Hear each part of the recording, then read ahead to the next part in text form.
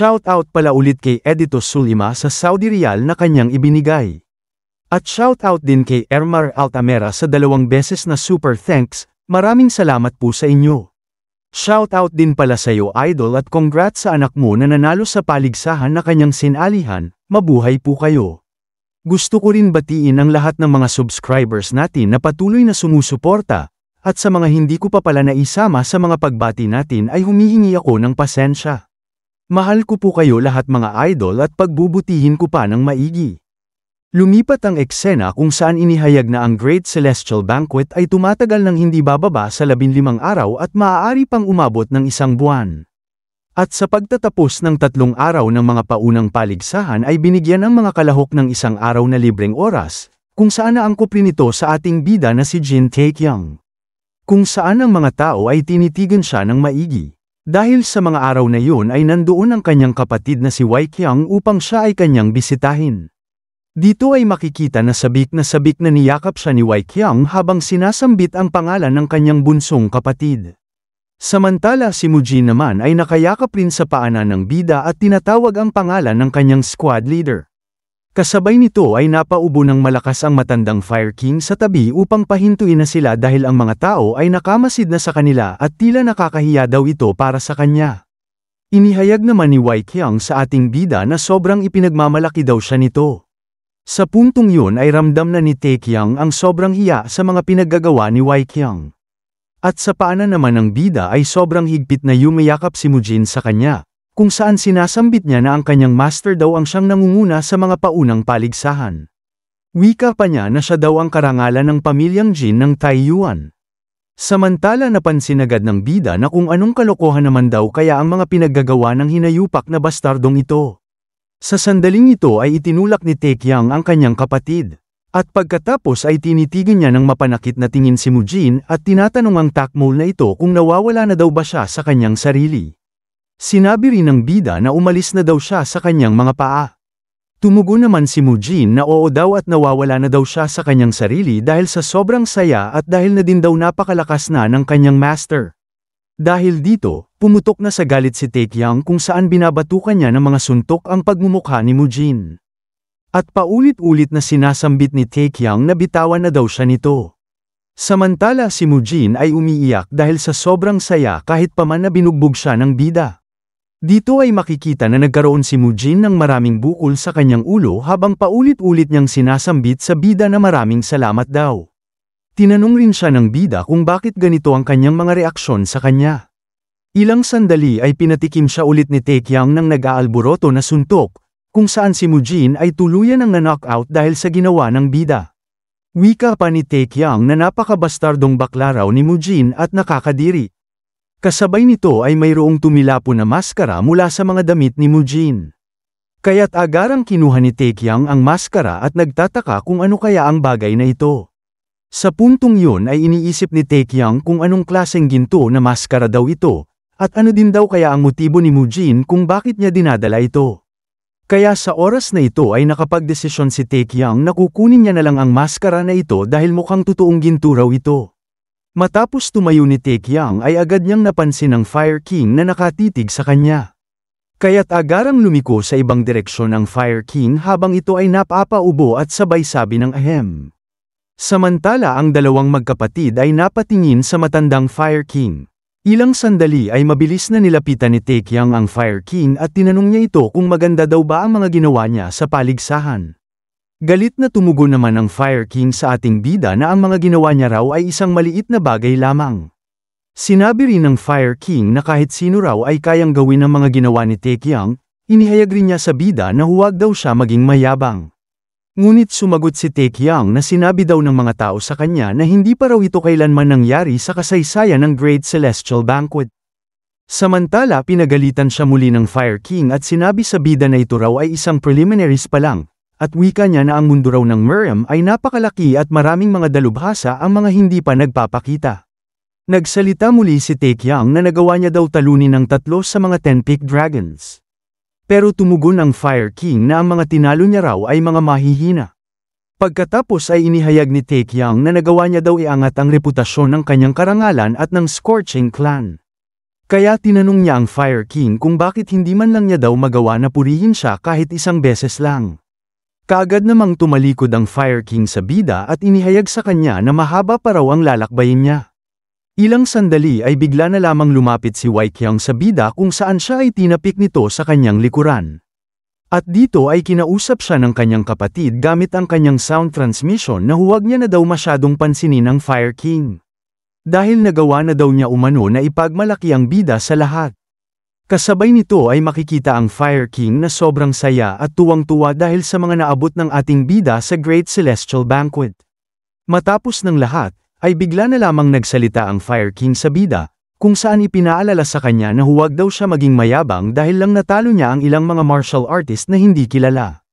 Sinabi rin niya na ihanda niya raw ang kanyang isipan at katawan para sa tunay na bahagi ng pagtitipon na ito.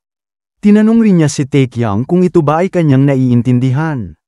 Pagkatapos marinig ni Tae Qiang ang mga paalala sa kanya ng Fire King ay napagtanto ni Tae Qiang na mukhang tama daw siya sa kanyang mga sinabi. Sapagkat ang lahat daw ng pagkapanalo na kanyang nakamtan ay nasa isang preliminaries pa lamang. Inihayag rin ng bida sa kanyang sarili na mayroon din daw mga ilang dalubhasa na hindi ipinapakita ang kanilang tunay na kakayahan. Inihayag rin ng bida na walang may nakakaalam kung ilan pa kaya ang mga tulad nila na mga dalubhasa at magagaling na nakatago.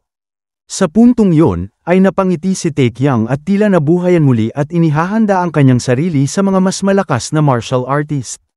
Wika pa niya na malawak daw ang mundo at may punto ang Fire King sa lahat ng kanyang mga paalala.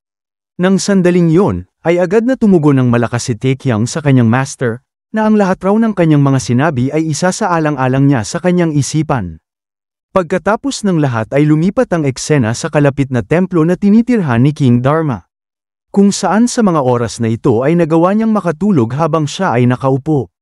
Nang sandaling ito ay iminulat niya ang kanyang mga mata mula sa mahimbing na pagkatulog. At nang pinunasan na niya ang kanyang laway sa kanyang bibig ay agad niyang napansin ang Fire King na nandito na sa loob ng kanyang silid. Dito ay tinanong siya ni King Dharma kung kailan pa daw siya nandyan sa harap ng kanyang pintuan. Sumagot naman ang Fire King na nandito na daw siya kanina pa nang halos ilang oras na daw. Sa kasunod nito ay agad nagunat siya ng kanyang mga buto, at pagkatapos ay tinanong niya ang Fire King kung nagawa na daw ba niya makipagkita sa kanyang disipulo na labis niyang ipinagmamalaki. Tumugon ang Fire King na anong disipulo raw ang mga pinagsasabi niya dahil hindi niya raw disipulo si Tae Qiang.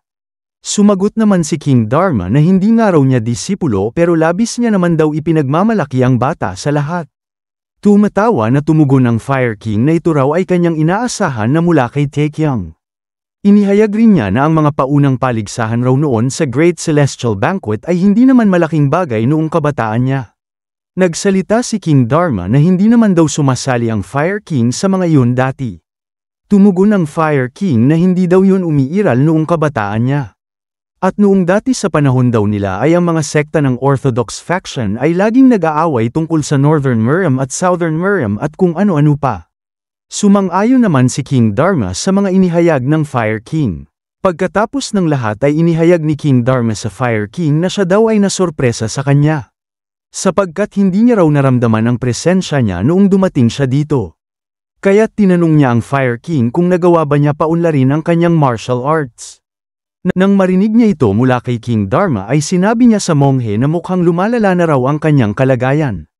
Sinabi din niya na siya daw ay isang pinuno at kataas-taasan ng mga Shaolin, pero nagawa niya daw matulog sa mga oras na ito na tila parang may sakit na tandang. Tumugon naman si King Dharma na huwag daw siya masyadong magsalita tungkol sa pagiging matanda niya. Sapagkat tumataas din daw ang edad niya na kasama siya. Hindi naman nagustuhan ng Fire King ang pagtawag ng monghe sa kanya na isang matanda. Wika niyang tanong kung sino daw ba mas matanda sa kanilang dalawa kung titingnan sa mukha. Pinayuhan rin niya si King Dharma na dapat daw sanayin pa niya ang kanyang martial arts ng parati. Dahil tingnan niya daw siya ngayon dahil mukhang mabubuhay pa siya ng karagdagang 10 taon pa. Ilang sandali ay nanalangin si King Dharma na sana daw ay kunin na ng mas maaga si Jok Chongang kaysa sa kanya. Dahil dito, nagalit ang Fire King sa kanya at tinawag siyang bastardong kalbong matanda na monghe. Pinagtatawanan lamang siya ni King Dharma at inihayag sa Fire King na mukhang malabo daw na abutin pa siya ng 10 taon pa, sapagkat mukhang 3 taon na lang daw ang natitira sa kanyang buhay.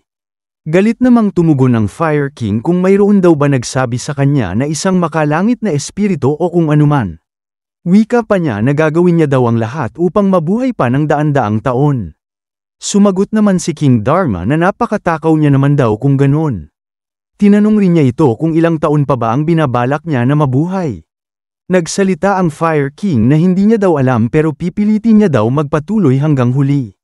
Ilang sandali matapos ang mga kalokohan nila ay bigla na lamang naging seryoso si King Dharma, at dito ay sinambit niya sa Fire King na mukhang ang kapalaran raw nila ngayon ay isang agos ng tubig na siyang lumipas na. Dahil sa lahat raw ng mga Ten Kings, ang Spear King ang siyang pinakamalusog sa lahat at ang Wolf King naman ay puno ng lakas, ngunit silang dalawa ay parehong pumanaw na.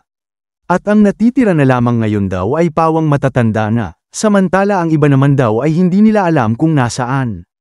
At maaaring patay na rin daw sila ngayon. Sinabihan naman siya ng Fire King na tama na raw ang mga emosyonal na usapan. Tinanong rin siya ng Fire King kung bakit ba siya nagiging ganito. Dito ay inihayag ni King Dharma na ang Antigong Jade Rui daw, ay iniwan niya kagabi sa batang monghe na hindi niya binigyan ng pangalan. Kaagad namang ikinagulat ng Fire King ang biglaan na pahayag ni King Dharma. Nagsalita naman si King Dharma na natitiyak daw niya na magiging isang mahusay na sisidlan siya pag natapos na ang kanyang paghahanda sa loob ng kuweba ng Arhat. Inihayag rin niya na pumili rin daw siya ng isang tao na papalit sa kanyang pwesto hanggang sa matapos ang batang monghe na yun. Dito ay makikita ang gulat na reaksyon ng Fire King at tinanong si King Dharma kung ano daw ang kanyang mga pinaggagawa. Sumagot naman si King Dharma na nais niya daw magbitiw sa kanyang posisyon pagkatapos ng Great Celestial Banquet.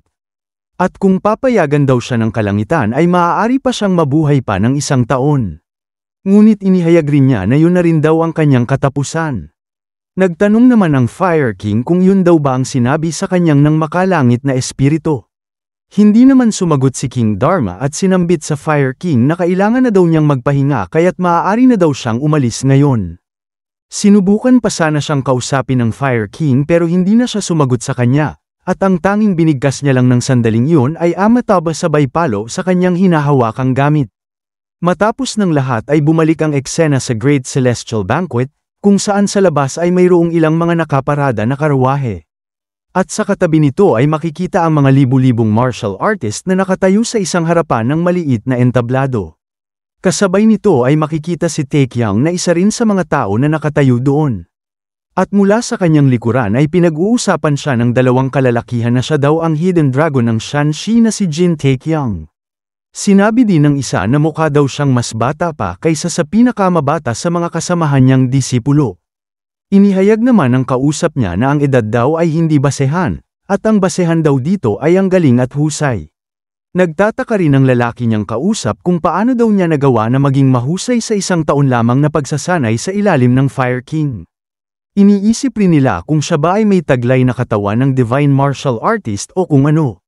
Samantala, narinig naman ni Taekyang ang kanilang mga pag-uusap, kung saan inihayag ng bida sa kanyang isipan na mayroon daw siyang taglay na sistema, kaya sa tuwing makakuha siya ng pag-level up ay lumalakas pa siya ng lalo. At mula sa wala ay bigla na lamang may nagsalita na lalaki na siyang tumutukoy sa pagkatao ng bida, kung saan sinambit niya na kung paano daw siya nagkaroon ng ganitong kapangyarihan. Sinabi rin niya na isa raw siyang marahas at pabigla-bigla na tao. Kaagad namang narinig ni Taekyang ang kanyang sinambit kung saan bigla siya napahinto sa mga sandaling ito.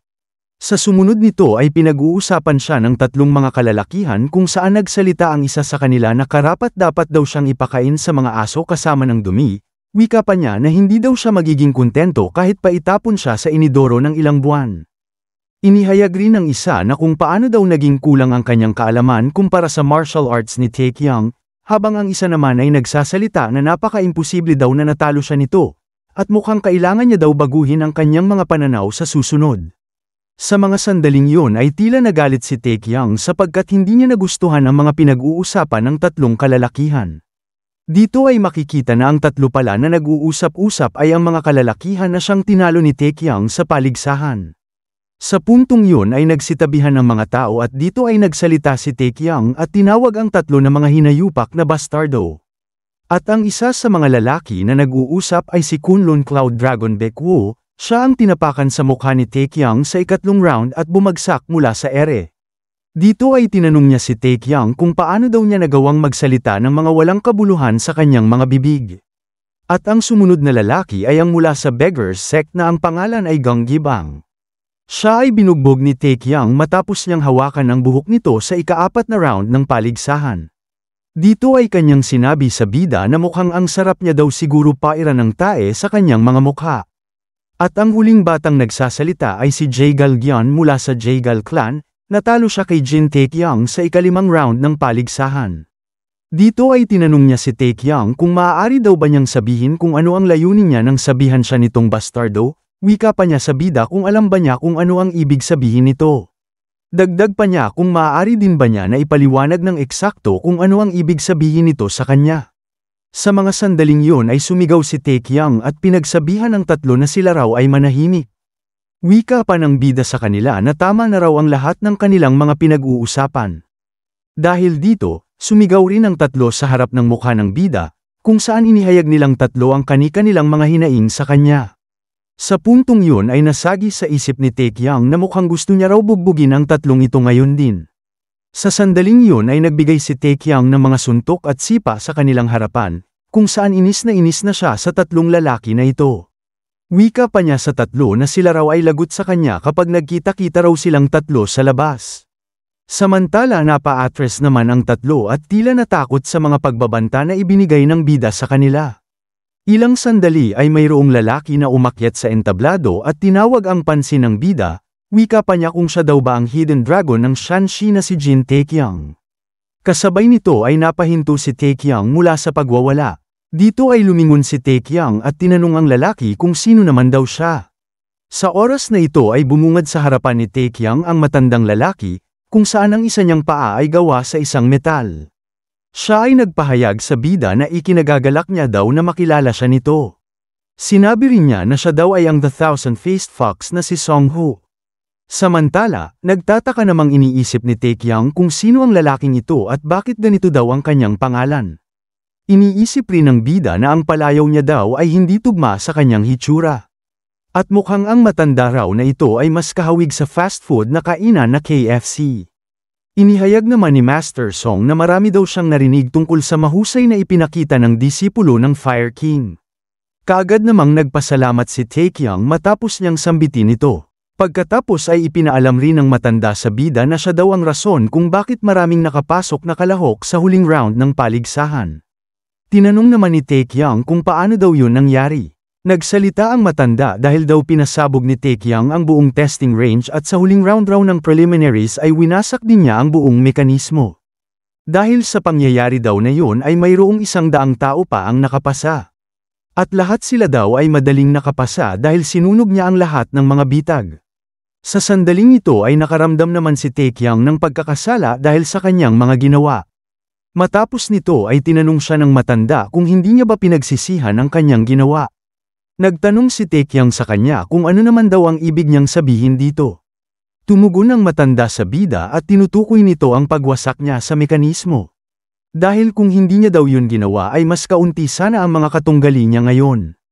Sa mga sandaling ito ay tumahimik ng saglit si Taekyang kung saan nag-iisip ng kanyang isasagot. Dito ay makikita na halos ang mga iba't ibang martial artist ay nakatitig kay Taekyang, habang ang bida naman ay napapakamot ng kanyang ulo. Pagkatapos nito ay sinabi ni Taekyang sa matanda na kahit 500 o 400 pa raw ang bilang nila ay magkapareho pa rin daw yun. Sapagkat ang kailangan niya lamang daw na gawin ay manalo sa kanila. Hindi naman inaasahan ng matanda ang sinagot ng bida mula sa kanya. Kaya siya ay tumawa ng malakas sa harap ni Taekyang. Wika pa niya sa bida na napaka-interesado niya daw klaseng bata, at mukhang mahusay raw talaga ang pagpapalaki sa kanya ni Ginoong Jok Chon-gang. Pero sa mga oras na yun ay binubus siya ng mga tao sa kanyang likuran, at ang tatlong mga takmol naman ay tinitigan siya ng mapanakit na tingin. Samantala nagtataka naman si Taekyang kung bakit ganito silang lahat makatitig sa kanya. Wika pa ng bida na pare-pareho lang naman daw sila ng iniisip. Ilang sandali sa kalagitnaan ng pagtawa ni Master Song, ay bigla na lamang lumapit sa kanya ang isang tauhan sa paligsahan at tinanong siya nito kung bakit daw siya nandito sa taas. Tumugon naman si Master Song sa kanya na nais niya lang daw makita ang mga martial artist na nakapasa. At dito ay makikita na unti-unti na siyang bumababa sa taas ng entablado. Kasabay nito ay sinambit rin niya na ang mga martial artist raw na ito ang siyang mga tagapagtaguyod ng lipunan sa darating na panahon. At bago siya tuluyang umalis ay mayroon siyang tinitigan ng maigi mula sa mga nakatumpok na martial artist sa kaliwang bahagi. Kaya naman nagtataka si Taecyeon kung sino ang kanyang hinahanap sa parteng yon. Sa sandaling ito ay inihayag niya sa instructor na nagawa na daw niyang makita silang lahat at siya daw ay aalis na ngayon. Samantala nagtataka namang iniisip ni Taecyeon kung ano kaya ang hinahanap ng matandang iyon. Sapagkat nagkaroon daw ng ganap na ibang hitsura ang kanyang mga mata kani-kanina lang sa bahaging iyon. Matapos nito ay tumingin si Taecyeon mula sa parteng bahagi na tinitigan kanina ng matanda. Kung saan bigla na lamang sumilip ang ulo ni Jong Richu mula sa mga nakatumpok na martial artist. At dito ay makikita na kamakaway siya sa bida at tinawag niya si Taecyeon na kanyang best friend. Habang ang bida naman ay tumingin sa ibang direksyon at napapamura kung bakit daw nandito ang hinayupak na ito. Kasabay nito ay umakyat ang instructor sa itaas ng entablado. At pagkatapos ay inihayag niya sa lahat ng mga nakapasok na martial artist na sundin daw nila ang utos ng instructor at sumakay na sa mga karwahe. Sinabi din niya sa kanila na gaganapin raw ang huling round ng paligsahan sa lugar ng Luoyang. Sa mga oras na ito ay nagsikilos na ang mga kalahok sa paligsahan at nagpapalista na sa mga instructor upang sila ay makasakay na sa karwahe. Matapos ang lahat ay nagsimula ng maglakbay ang mga karwahe papunta sa Luoyang. At habang nasa loob si Taecyeon sa karwahe ay makikita ang inis na inis at nagtitimpi na pagmumukha nito sa kanyang mga katabi. Sapagkat ang kanyang mga kasama pala sa kanilang paglalakbay ay ang makulit na si Jong Richu at ang tatlong mga takmol na pinagmumura niya kanina sa labas. Tinatanong rin ni Taecyeon ang kanyang sarili kung bakit niya daw kailangang mapasama sa mga hinayupak na bastardong ito. Kaagad namang kinausap siya ni Jong Richu at tinanong siya nito kung kamusta naman daw siya. Wika pa niya na kay tagal rin daw bago sila ulit magkita. Sinigawan naman siya ni Taecyeon at minura ng malutong na putang ina, dagdag pa ni Taecyeon na huwag daw siya kausapin nito. Nang sandaling ito ay kinausap ni Baekwo ang kanyang katabi na lalaki at itinuro si Taecyeon, wika pa niya na tingnan daw niya ang lalaking iyon dahil napakasobrang bastos daw talaga magsalita at palamura daw klaseng bata. Nagsalita naman agad si Taecyeon at pinagsabihan si Baekwo na tumahimik na daw siya. Binalaan rin niya ito na huwag na daw siya paulit-ulitin sa kanyang mga sinasabi. Dito ay tinitigan niya ng mapanakit na tingin si Baekwo at sinabihan na huminto na daw siya kung ayaw niya daw kumain ng Divine Palm of Fire mula sa kanya. Hindi naman nagustuhan ni Baekwo ang sinabi ng bida, kaya tumayo ito sa harapan at tinanong ang bida kung siya daw ba ang kanyang tinutukoy. Dito ay makikita na pumutok rin siya sa galit habang nakatayo sa harapan ni Taecyeon.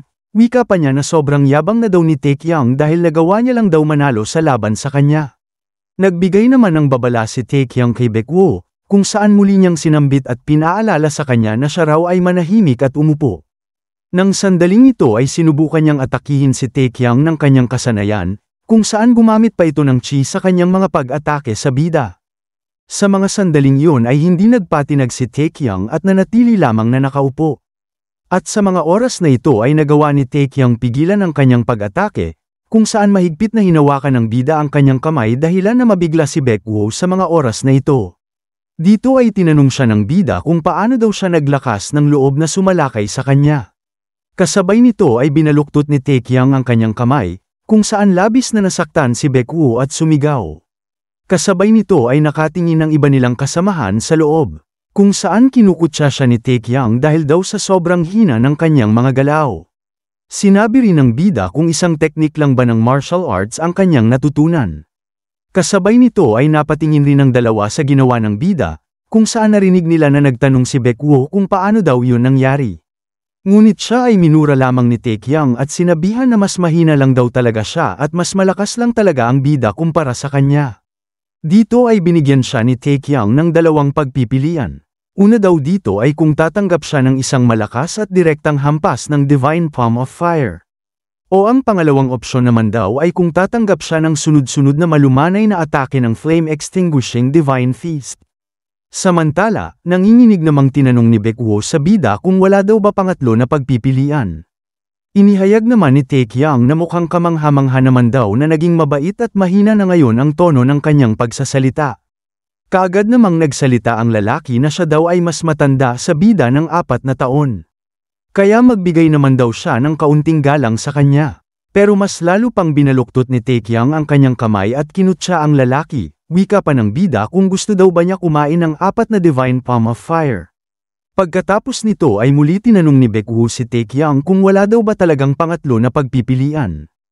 Ilang sandali ay nagsalita si Taekyang na mayroon daw, at yun daw ay tumahimik siya sa tuwing nandito ang kanyang presensya. Tumugon naman si Baekwoo na yun daw ang pipiliin niya ang pangatlo na opsyon.